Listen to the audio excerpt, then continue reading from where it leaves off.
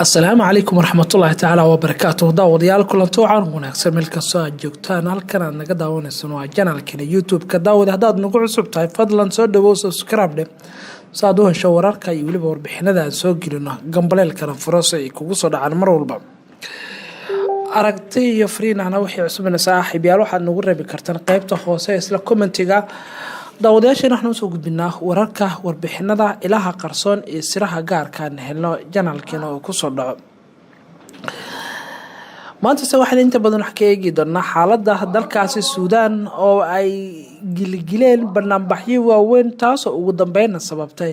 in madaxweynihii waqtiga fog maamulayay 30 sano ugu dambeysay Al-Bashir in xabsiga la dhigo yeytaay cidda hadda ku hartay Afrika dhaqanka la xiriira kaliya-talisinimada waan eegi doonaa iyo waliba madaxweynayaasha Afrika inta hadda ku hartay ee waqtiga fog maamulaya wadamada Afrika se hadda waxaa ka bilaabanaya ama ka curtaba jawiga la xiriira ama dadka Afrika ayaa hurdada ka soo kacay goor dambe ayagoona la dagaalamaya madaxweynayaasha kaliya-talisinimada ee waqtiga fog maamulaya haddii se ka hormarno xaaladda wadanka Suudaan wali dadka ayaa dhigaya barnaamijyo waxayna dalbanayaan ama ay walaac badan ka muujinayaan isla xukunka kale ee dalka ama xubnaha la wareegay ee taliska militariga waxa ay sheegayaan in waxba aysan doorin military kale talada dalkaasi la wareegay sida dadku qaar ay sheegayaan wali magaalada waxa ka soconaya barnaamijyo dadka ay dhigayaan shacabka Suudaan wali waxay diideen xukunka military ee dalkaas inuu ka dhaqan galo kumnaan qof oo shacabka reer Suudaan ah kuna nool caasimadda dalkaas ee Khartoum ayaa dibadbaxyo wali waxay wadaan caasimadda waxayna wacad ku mareen inay sii joogteen doonaan wadooyinka caasimadda dalka Suudaan ee Khartoum waxayna ay ku gacan saareen bandowga uu ku soo rogay golaha cusub ee militariga shalay oo xukunka dalkaas la wareegay madaxweynihii waqtiga dheer ee maamulayay Umar Hassan al-Bashir oo xukunka wadankaas haystay muddo ka badan 40 sano ayaa shalay oo khamiis la afgambiyay kadibna xabsiga ayaa la dhigay balse dadka dibadbaxyada dhigaya ayaa sheegaya in golaha cusub ee militariga uu qayb uu ka yahay nidaamkii hore ee Umar Hassan al-Bashir walaac badan ay ka muujinayaan ismaandhaafkan cusub ayaa waxaa laga cabsi qabaa in rabshado iyo isku dhacyo ay dhex maraan dadka dibadbaxyada dhigaya iyo waliba ciidanka militariga waxaa sidoo kale Khartoum caasimadda Suudaan ka jirta cabsi laga qabo ismaandhaaf dhex mara shacabka iyo waliba askarta qaramada midoobay iyo midowga Afrika waxa ay dalbanayaan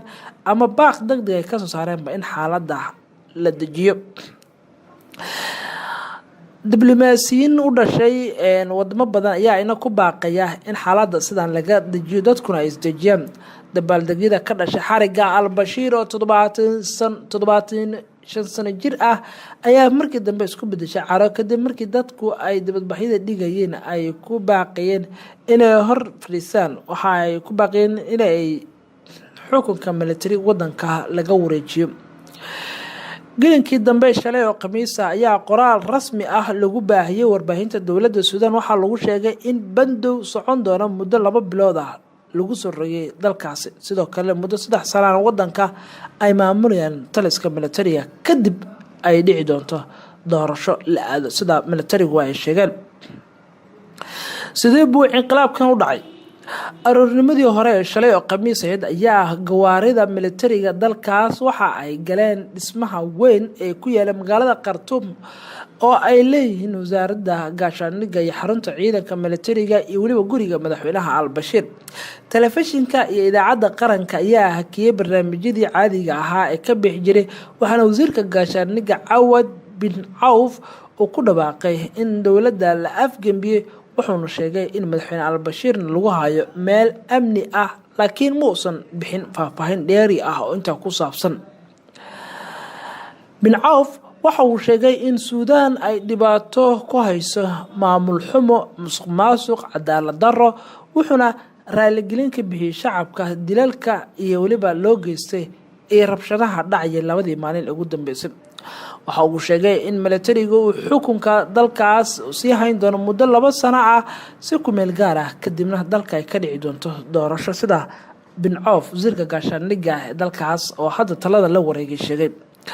wasiirka waxa uu sidoo kale uu sheegay in wadanka la gelin doono 3 bilood oo xaalad degdeg ah inta laga xasilinayo. wuxuu intaa ku daray in ay ilaalin doonaan dastuurka, xuduudaha oo la xiray ilaa iyo amar dambe. sidoo kale waxaa si ku meel gaar loo joojiyay 24 saacadood hawada dalka Suudaan inaysan isticmaali karin diyaaradaha. sidee ayuu dibadbaxyada ugu jawaab celiyeen wixii ka dhacay shalay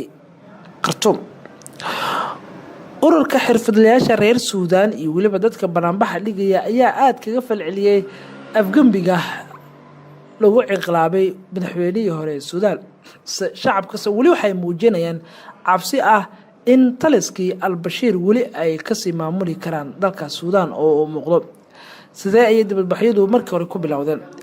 dibadbaxyada ayaa soo bilowday bishii December ee sanadkii hore 2018 waxaana markii hore ay ka dhasheen sicir barar ku yimid maciishada, balse markii dambe waxa ay isku bedeleen kuwo ka dhan ah dowladda iyo dadka, waxayna dalbanayeen dadku in al-Bashir is casulo. qiimaha roodhiga ee laga cuno dalka Suudaan ayaa gaaray heerkii ugu sarreeyay. saraakiisha dowladda waxay sheegeen in 38 qof ay dhinteen tan iyo bishii December sanadkii hore, balse hay'adaha xuquuqul insaanka ee Human Rights Watch-na waxay sheegeen in tirada inta ay ka badan tahay. bisha Abriil isla sanadkan ayaa waxaa soo baxaya astaamo muujinaya in madaxweynaha uu doonayo in xilkan uu ka dego, balse waxa uu markiiba ku dhawaaqay xaalad degdeg ah. maxay tahay jawaabta caalamka laga filan karo? xogayaha guud ee qaramada midoobay Antonio Guterres ayaa codsaday in arintan lagu dhameeyo si degnaansho iyo xasilooni ah ay ku dhahantahay, wuxuuna ugu baaqay shacabka inay helaan wixii ay dalbanayeen oo la xiriira dimuqraadiyad. golaha ammaanka ee qaramada midoobay ayaa maanta oo Jimco ah ka arinsan doona xaaladda ka jirta dalkaasi Suudaan. xogayaha arrimaha dibadda ee Britain James Hunt ayaa sheegaya in 2 sano ee sida ku meel gaarka ah militariga xukunka ku soo hayn doona aysan xal u ahayn dhibaatada ka jirta mushkiladda dalkaasi Suudaan. Mareykanka waxa uu ku baaqay dhankiisa in militariga Suudaan ay xukunka maamulkaasi ku meel gaar ah ay ugu wareejiyaan rayidka. wuxuu intaa ku daray in muddada 2 sano ee xukunka muddada dheer uu maamulaya al-Bashir loo baahan yahay in dadku ay ka soo kabsadaan. midowga Afrika waxay cambaarayeen inqilaabkii military ee gudoomiyaha guddiga midowga Afrika Moses Wetangula ninka la yiraahdo ayaa sheegaya in inqilaabkan uusan ahayn jawaab sax ah ee ku habboon caqabada hortaagan dalkaas Suudaan iyo waliba waxyaabaha shacabku ay higsanayaan. raashka ayaa 2 jeer martigeliyay Umar Hassan al-Bashir, wuxuuna ku baaqay in xaaladda la dejiyo. wuxuuna sheegayaa in ay eegayaan xaaladda dalka Suudaan in gaar ay ku fiirin doonaan. raashkaas waxaa lagu xantaa in saaxiib dhow yihiin Umar Hassan al-Bashir. xogayaha guud ee hay'adaha xuquuqul insaanka Amnesty International dhankeeda waxa ay sheegtay in muddada dheer ee cadaalad darrada ka jirtay ama cadaalad darro laga sugayay al-Bashir ay sababtay waxa hadda ka dhacaya Suudaan. Umar Hassan al-Bashir waxaa la dandoonayay maxkamadda caalamiga ee ICC. waa kuma ninka la yiraahdo Umar Hassan al-Bashir, madaxweynihii dalka Suudaan ee hadda xabsiga ku jira. Bashir waxa uu dhashay sanadii 1944 wuxuuna ka dhashay qoys kamid ah qoyska danyar ah kana soo jeeda waqooyiga Suudaan, markaas oo kadibna ka mid noqday boqortooyada Masar. wuxuuna xubin ka ahaa hay'ado kala duwan oo dalkaasi ka shaqeeyay. qabiilkiisa ayaa ah dadka reer mi la yiraahdo ee ah dadka ugu badan ee daga saxaraha Suudaan. waxa uu ku biiray ciidanka Carabta ama uu bartaba arrimaha ciidanka sanadii 1973. inkastoo wax badan aan laga ogeyn noloshiisa gaarka ah ayaa haddana jirta in Umar Hassan al-Bashir uusan dhalin wax caruur ah sida dadka ay sheegayaan. qaar kamid ah qoyskiisa ayaa warbaahinta waxay u sheegeen in Umar Hassan al-Bashir uusan dhalin wax caruur ah, taasoo dadkuna ay sheegeen in ay tahay waxyaabaha u gaarka ah noloshiisa.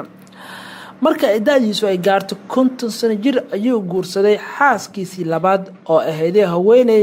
la yiraahdo Carmal oo qabiil ahaan qabiilaha oo qabaa'ilada kuwada ugu waaweyn ee Suudaan loo arko waxaana guurkaas uu ku dhiirigeliyay in la guursado dumarka garoobada dalkaasi Suudaan oo madaxweynuhu u bilaabay madaxweynaha Suudaan Umar Xasan al-Bashir ayaa waqtiga uu ku dhamaaday dagaal oo Suudaan waxaana dagaalkaas madaxweynaha Suudaan Umar Xasan al-Bashir ayaa waqtigiisii ku dhamaaday dagaal sidoo kale waxa uu markii hore talada dalkaas ku wareegay afgambi military sanadii 1989 oo xukunka wuxuuna xiligaas qabsaday 2011 ugu dambeysay waa laga tuuray 2019 tan iyo markii uu la wareegay awoodda dalka Suudaan waxa uu jiray Umar Xasan al-Bashir 22 sano kaliya inkastoo ay dowladiisa ay gashay heshiisyo lagu soo afjarayo dagaalkii sanadka waqti badan qaatay 2015 muddo ka yar dagaal ay ka dhacay gobolka Darfur waxaana dagaalkaas lagu eedeeyay Umar Xasan al-Bashir oo la sheegay in uu xaquuqda in dad badan oo shacab oo Darfur ku nool uu si bareer loo laayay xaquuqdoodana la duusiyay maxkamadda caalamiga ee dagaalka ICC ayaa dacwad ku soo oogtay madaxweyne al-Bashir inkastoo aysan gacanta ku dhigin haddana waxa uu guulo isxiga ka sameeyay doorashadii sanadii ugu dambeeyay 2010 ilaa 2015 walow ay ka soo horjeesteen xisbiyada ugu waaweyn amarka xariga al-Bashir waxa uu sababay mamnuucid safar badan oo caalamka saacatay waxa uu safar diblomaasiyadeed ku tagay wadamo ay kamid yihiin Masar, Suudaan, Sacuudi Carabiya iyo Koonfur Afrika inkastoo markii dambe lagu qabsaday ama lagu qasbay in si degdeg ah ugu baxo dalka Koonfur Afrika bishii Juun 2015 kadib markii la sheegay in la tixgeliyay dhaqanka iyo waliba amarka madaxweynaha al-Bashir daawadayaal halkaas ayaan kusoo gabagabeynaa sheekadii la xiriirtay Umar Xasan al-Bashir iyo waliba waqtigii dheeraa ee Suudaan uu soo maamulayay inqilaabkii dhacay oo talada loogu tuuray xubnaha hadda xilalka la wareegay muddada inta sano uu soo maamulayay al-Bashir iyo waliba taariikh nololeedkiisii aan ku eegeynay daawadayaasheenase haddaad nagu cusub tahay daawade janalka aad daawaneysaan fadlan subscribe leh saad u hesho wararka iyo waliba siraha qarsoon aan soo gelino haddaba dhanka kale arinta Suudaan intaan ka bixin oo maanta barnaamijkeena inta ugu badan aan ku eegno xaaladda Suudaan iyo waliba marxaladaha ka dhacaya ayaa waxa barnaamijka igala qayb qaadanaya xubno u dhashay waa qabiiro Soomaali ah oo dalkaasi Suudaan wax badan ku soo bartay Dr. Xasan Sheekh Cali Nuur waa falanqeeyaha arrimaha dalka Suudaan Suudaan wax ku soo bartay xiriirka caalamiga ah PhD holder ayuuna ka diyaariyay xiriirka caalamiga ah dalkaas uu ku sameeyay Dr. Xasan ayaa janalkeena Dabasha Media u waramay wuxuuna ila falanqeynaya xaaladda Suudaan iyo waliba marxaladda Suudaan waxa ay wajihi karto dhibaatada Soomaalida ku nool ay soo gaartay Dr. Xasan soo dhawow su'aashii ugu horeysay Suudaan maxaa ka dhacay inqilaab military waa naqaanaa waa kharibaad siyaasadeed iyo mashaakil waaye laakiin asaga laftigiisa ninkaas meesha doorasho kuma imaan iyo xukun xalaal kuma hayn soddon sano xukun askareed oo qarbaboosha meesha ku hayay isla askarkii uu garaadaha siiyo asugu markuu meesha qabsaday ilmihii xidigaha qaatay iyo laba xidig la ahay ayaa generaal noqdeen kuwan baa markuu meesha qabtay soddon sano Suudaanna waxaa dib u dhac iyo rafaad iyo gaajo iyo shaqo la'aan uma soo gordhin ninkaas ummadda Suudaan ilaaha dhaafiyay laakiin dadka jira wuxuu yahay kuwa hadda qabsada waa askar kale waa wiilashiisi waaye askarina waa isku caqli markasta waxay rabaan inay wax ku xukumaan ayagoo isticmaalaya hubka oo lagu soo iibiyey dadka masaakiinta ay gumaadayaan lacagta laga qaaday marka Suudaan taariikhdeeda hadda dib ugu laabano 1956 ay dowladda qaadatay ama Soomaaliya 4 sano ka hor ay qaadatay wadankaas marka xukun dimuqraadi oo dadku doorto wuxuu ka soo maray 60 iyo 4 ilaa 69 waa 4 sanadood iyo 85 iyo 89 waa 3 sanadood 8 sanadood 64 sano 8 sano kii ah ayaa dadka Suudaan xukuumaday doorteen xukuumay inta kale waxa xukuumaysay oo xukunka kala boobay Asgar al-Bashir Numeiri Abuud iyo kuwa kale ka qabayaal ahay oo marar fara badan inqilaabyo isku dayeen marka Suudaan waa wadan caan ku ah inqilaabyada iyo xukunka militariga iyo qaab darrada iyo dib u dhaca iyo dib u socodnimada iyo fasaadka askarta sadarteed macnaha maadaama ay niman askari yimaadeen askar Suudaan joogta meel kasta joogaan waa la mid wax khayr oo fara badan oo laga sugayo malaha laakiin hadda haday waxa arkay warar ay soo qoray Al-Jazeera iyo soo qorayaan leeyihiin dadka mudaharaadka waa sii wadaan waxay leeyihiin anagu askar kuma bedelanayno kalaftigiisu mid imaanaya 80 iyo 9 bishii June 30 wuxuu sheegtay inuu wada waxa uu bixiyay sawirta inqaad ama kacaankii badbaadada anigu ficlan kacaan badbaadinayna kacaankii lagu guudo ahay 30 sano ayuu shacbiga Suudaan qasaariyay Suudaan lixdan saddex sano dawlad tahay 30 kamid ah saax xukuumay nus taariikhda Suudaan kaligiis al-Bashir hortaagnaa oo umada dhimay marka reer Suudaan kaas ilaaha ka wareejiyay kuwan kale yimid waa askar waxaan diineen inay ayaga iska wareejiyaan oo dadka Suudaan ay gaaraan ay doortaan dawlad ay doorteen oo madani ah oo fuul oo qaanuunka oo shaqeeyo oo caadil oo dalka Suudaan waa dal mataqaana barwaaqo khayraadka dalka Suudaan soo saarto barwaaqo ilaahay ka rajaynayna Dr. Xasan hadda Umar Xasan al-Bashir oo muddo dhowr sano ama 30 sano ugu dambeysay maamulayay hadda talada waa laga tuuray maxay isleedahay Suudaan way wajihi kartaa markaan iyo waliba shacabka halka ku noolba horaan ugu sheego nimanka meesha talada ka tuuray waa asgar kale waa isla askartiisa waa isla ciidamadiisi waa kuwa dadka ku caburin jiray waa fikirkiisii aaminsan askarina meel alla meesha rabaa jooga dad askari hadda ruush joogo hadda Soomaali joogo hadda Liibiya joogo hadda Itoobiya joogo hadda Suudaan joogo askari waa isku askari laana asal aan xukunka laba si oo baa lagu qabtaa si waxa waaye waa marka la soo maro qawaaniin sax ah oo xeerka iyo qawaaniinta dalka u degan lagu doorto oo markaas process sax la maro waaye kuwan askarto inqilaabyaduna marka hore hadal fiican ay keenaan oo ay yiraahdaan dalkan badbaadinayna cadawgan la ilaa musbaasqa la dirinayna annaga amaanka soo laakiin fi nihaaya waxay noqdaan kuwa xukunka qaata waxay yiraahdaan doorashaan qaba doonaa ma qabtaan hadda kuwan waxay yiraahdeen 2 sano dadka xukunka soo celiyayna kana liftiisa saddex sano jooga markuu ma qabsaday wuxuu yiri dadka xukunka soo celinayna mana soo celin waa aniga kuwan iyo kala askarteen iyo kale 69 markii xukunka qaateen yiraahdaan dadka soo celinay 20 sano bila kadib waa tii la buubiyo markii loo adkeyso waay marka wax asgar hadii meesha soo gasho markasta cabsiya jirta aan dhinaca kale aan ka fiirino Soomaali badan baa halka ku nool Suudaan oo runtii dhalinyaro u badan kuwa halka wax ku baranaya iyo waliba dad shacab ahaan halka degan Soomaalida saameyn inta leey ku yeelan karaan ariman hadda Suudaan ka dhacaya iyo waliba afgambiga militariga horta guud ahaan dadka Suudaantu dad oo heer dhibaato ma aha gaar ahaan dadka Soomaaliyeed ma joogaan waa arday jaamacadoona waa iska furnaanayaan oo hadda u bato 2 usbuuc 3 usbuuc amal la xiraa waxbarashada dib loo bilaabay in waxbarashada waxay ka mid tahay adeegga dadweynaha waxbarashada waxay la mid tahay sida biyaha iyo korontada iyo caafimaadka ay la mid tahay waxbarashada waa service marka jaamacadaha waa la furaa macallimiintana waa joogaan ardadana waa dhiganayaan waa laga yaabaa in ogaa yaro wixii kacaanka ahayo bumburinta al-Bashir iyo wixii lagu diri jiray in laga reebo waa laga yaabaa laakiin jaamacadaha caadiga gaar ahaan kuwa sayniska iyo xataa kuwa artiska wax badan oo hadda kacaanka Suudaan ku sheegay al-Bashir oo hogaaminayay ka soo hari doona ma jiraan